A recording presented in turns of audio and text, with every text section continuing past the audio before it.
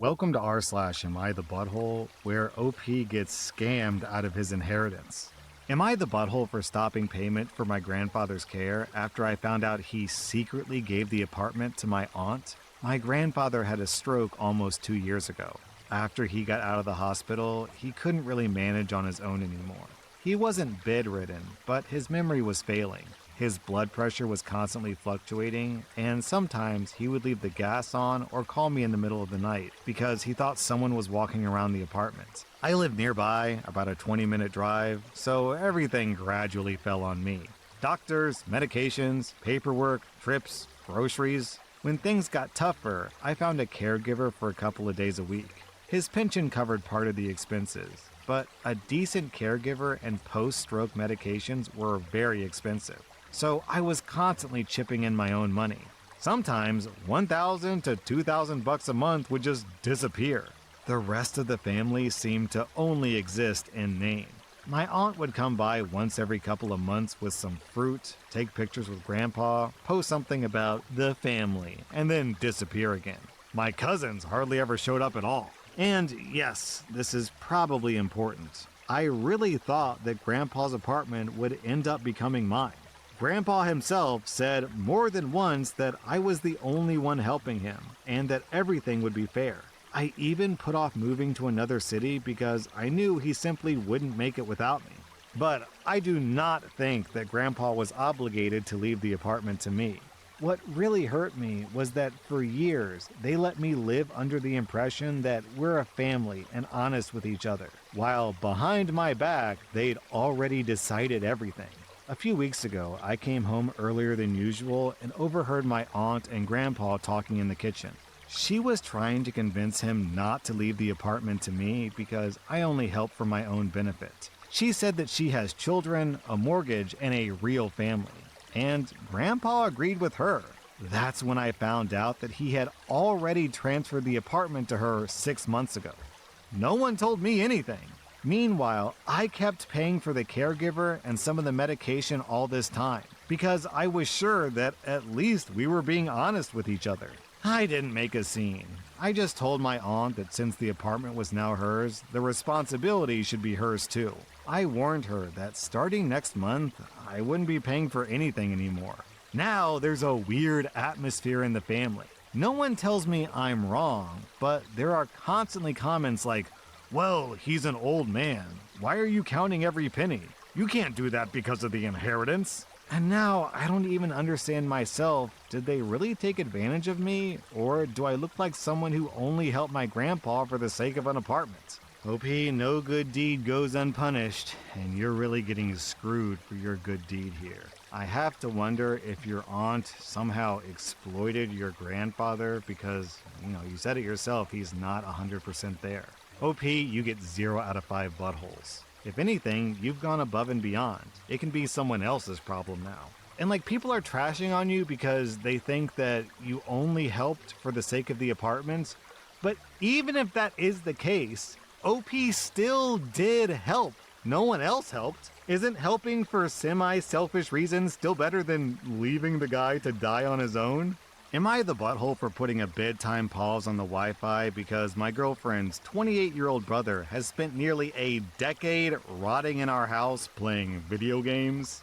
Around 8 years ago, my girlfriend's younger brother moved back into our house with his wife after leaving the Marines. After high school, he enlisted, spent a few years mostly doing support and base-related work, then got out. His plan was to use his GI Bill, pursue a real education, and figure out a long-term career path while staying with us temporarily. We fully supported them. No rent, free housing, utilities, internet, food, and we constantly cooked meals for them. We also helped with job opportunities, resources, and encouragement. The problem is that temporary slowly became years. He never committed to school, never held a serious job, and slowly spent almost all of his time gaming. He stays up until sunrise, wakes up around 3 p.m., and avoids people whenever guests come over. Meanwhile, his wife worked full-time as a cashier supporting both of them. Eventually, she cheated and left him, saying she no longer felt anything for someone who's lost all ambition and passion for life. Cheating is wrong, but I understood how resentment could build after years of carrying someone. After the divorce, he admitted that he had wasted years of his life and promised he wanted to change. We supported him through that, too. Then, my girlfriend's parents moved back onto the property to emotionally support him as well. The house was originally purchased by them years ago before being transferred into our names, so technically it's ours now, but there's still family attachment involved.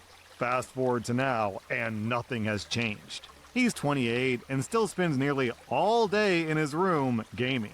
I brought this issue up to my girlfriend multiple times over the years. Almost every time, she either gets angry at me for bringing it up or says he's working on a study program or figuring things out, but those plans never actually happen. Her parents have also admitted they're tired of talking to him because nothing changes.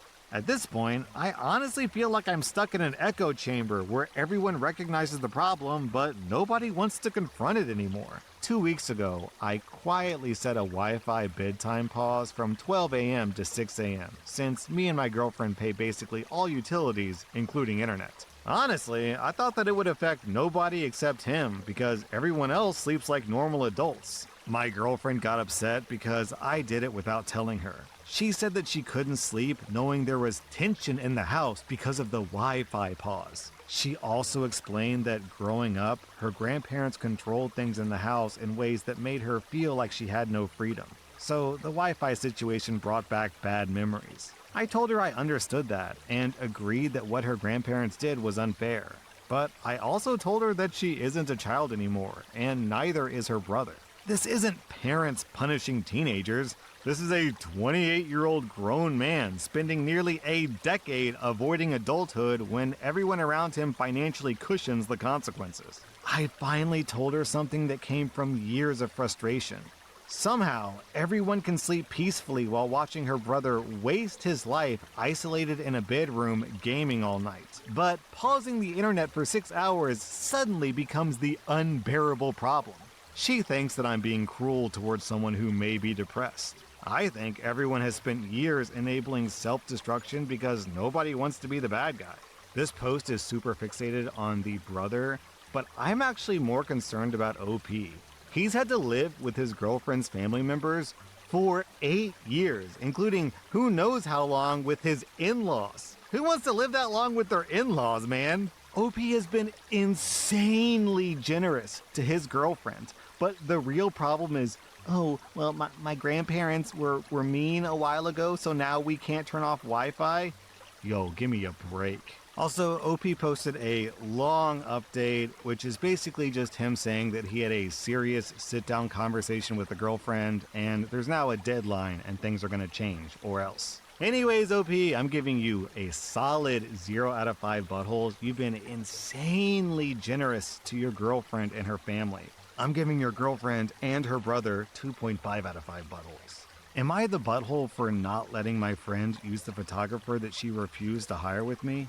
I'm a 28-year-old woman, and I just graduated with my PhD in the United States. I'm an international student, and my family couldn't afford to fly in, so I was alone.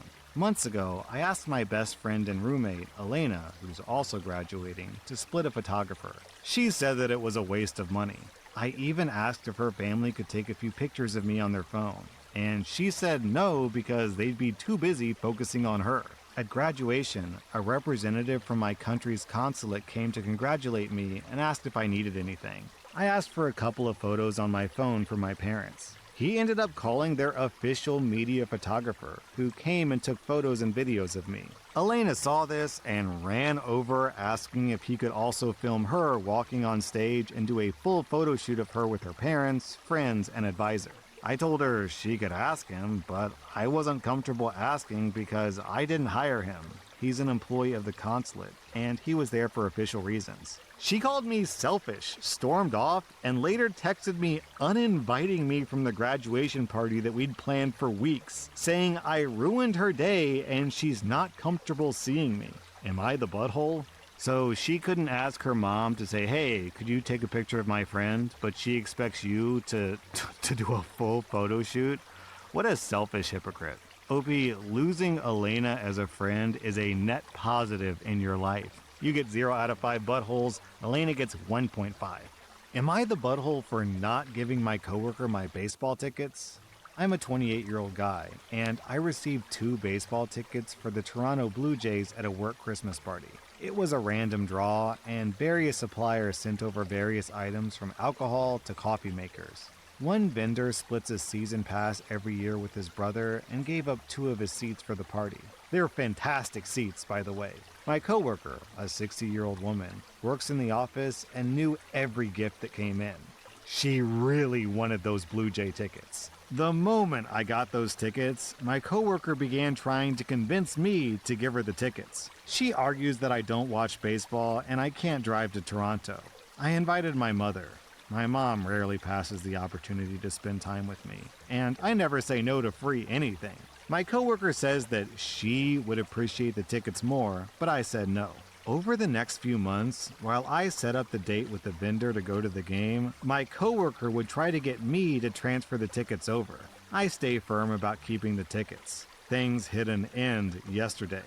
My coworker tried to call the vendor to tell him that she now owns the tickets. I already took the tickets weeks ago. The vendor tells her to talk to me as I already got the tickets. She goes up to me while I'm on the factory floor and goes on a rant about the tickets and how I need to transfer them to her. I snapped and told her, over my dead body. Later, one of my buddies on the floor says I could have handled it better. I'm just fed up with her trying to get me to transfer my tickets. This lady literally tried to steal from you. They're your tickets, and she tried to scam someone else into handing over your property, and your buddy says be nice to her? Why? She's a dirty little thief. I'm on your side, OP. 0 out of 5 buttholes. I hope you catch a fly ball. Am I the butthole for getting irritated at an elderly lady who wouldn't take no for an answer? My wife, daughter, and I were eating breakfast at McDonald's this morning, and an elderly lady walks up with a brown envelope and says that she's collecting money for St. Jude's. Would I like to donate? I politely decline and explain that all I have on me is a card, and I donate a significant sum to them at Christmas in memory of my grandmother, who used to do the same. The lady walks off to other tables, then comes back to us and asks if we have any change whatsoever. I say no, and then she says I could go get cash back. I then go, ma'am, my family and I are eating, as you can see. Can you please go on about your day? The lady walks off, then comes back one last time and starts asking again before I end up going, lady, leave us the F alone. And a lady at the other table over from us goes, you don't have to be a butthole. Am I the butthole here? OP, are you a butthole for yelling at a scammer? No, you're not the butthole because she is a scammer. I mean, even I'm sorry. I was going to say, even if she was legitimately collecting, then, you know, she's still being a butthole and she deserves to be talked back to. But I got sidetracked because I saw this comment. Not the butthole. She wasn't collecting for St. Jude's. She was collecting for St. Meth. Yeah, the thing is, you don't have to go through a middleman. Keep that in mind. Someone says, hey, will you donate? You don't have to give them money, give this weird random person money. You can go to the website and directly donate without the middleman. That was r/Am I the Butthole. And if you like this content, check out my podcast where I publish the exact same episodes. Also, hit that subscribe button because I put out new Reddit videos every single day.